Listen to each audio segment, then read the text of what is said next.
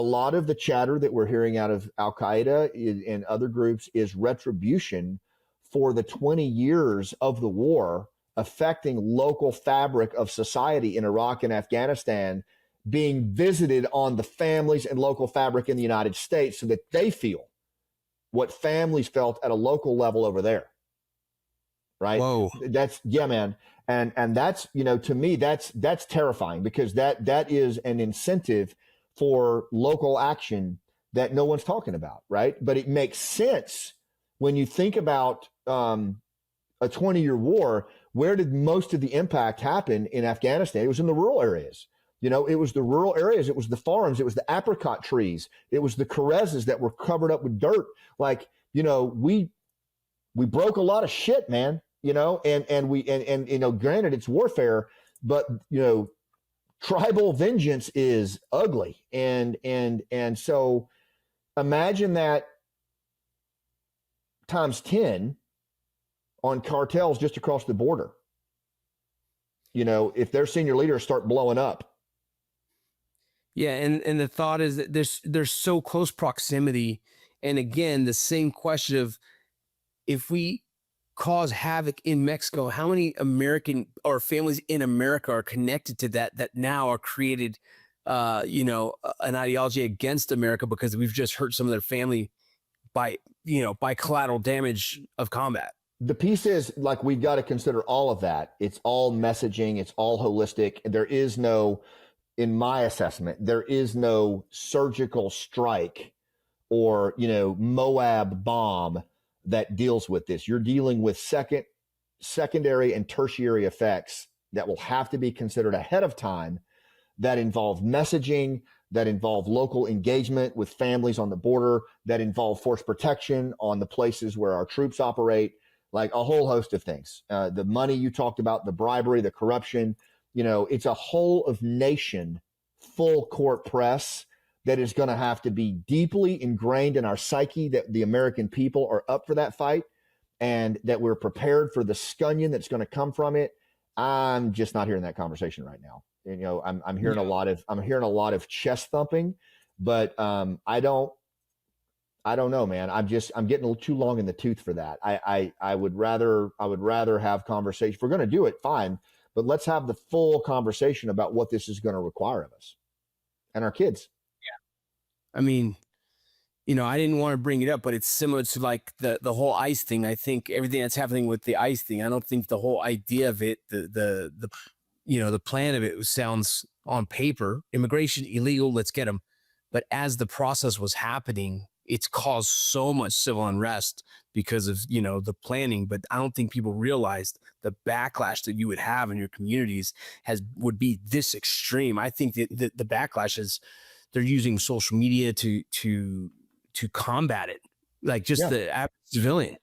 Remember what I said, how we treat each other around the issues versus the issue itself, right? Yeah. This is where the opportunity for the bad actors is. I'll give you another example. Within the ICE and immigration thing is the deportation or looming deportation of Afghan allies, right? And some of these guys came across the southern border because they were in severe duress and they came across that border. But these are vetted, proven allies of the United States. And just recently, an interpreter was scarfed up by ICE agents at his asylum hearing, right?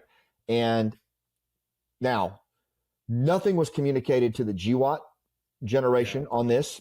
That was one of the things when we went to DC right after the Trump administration took over. I sat in a very, very high-ranking office and said, whatever your immigration policy is, we understand that, like, there's reporting of, Afghan bad actors and you got to do that. But please, communicate with the global war on terror veterans who fought with these guys for 20 years and whose mental health is directly tied to the safety of their allies, right? And if you just start rolling these guys up and tagging them and bagging them, you are going to ostracize an entire generation of warfighters. But I've seen nothing to me that tells me that they're communicating with our GWAT folks on immigration. And now you've got massive moral injury. I think you've lost a lot of these potential allies to the administration as a result of it. So it's just another example where, probably a well-intended policy is not the issue. It's how we treat each other around the issue that becomes the problem. Man, Scott, I appreciate it, man. You've answered everything I had. And I love the direction we ended up going. Really insightful and, partly scary to think, right? Yeah. Of some of the things that could be happening coming down the road. If you don't mind, would you, if there's anything else you'd like to mention, please do. But I also want you to plug that book one more time for me.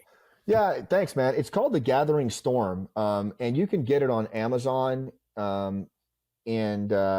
It's honestly, I think what it really will help people do is it's designed actually to mitigate the fear and to just give some insights, because what we should be thinking about, in my mind, are private public conversations between citizens and law enforcement and first responders and federal officials, state officials on, okay, if these planning assumptions are even remotely valid, the same way you would think about a hurricane, are we thinking about, groups of well-trained attackers in the United States taking over schools, daycares, hospitals, and how, as a private public entity, could we deal with that? What would we do, for example, if ISIS fighters donned first responder uniforms in a city and just did what they did on October 7th? Because they've done it. There's a precedent for it. It just happened in Minnesota, where a guy donned a first responder uniform and, a big manhunt ensued. So he wasn't ideologically motivated for terrorism. But the point is, these TTPs are here.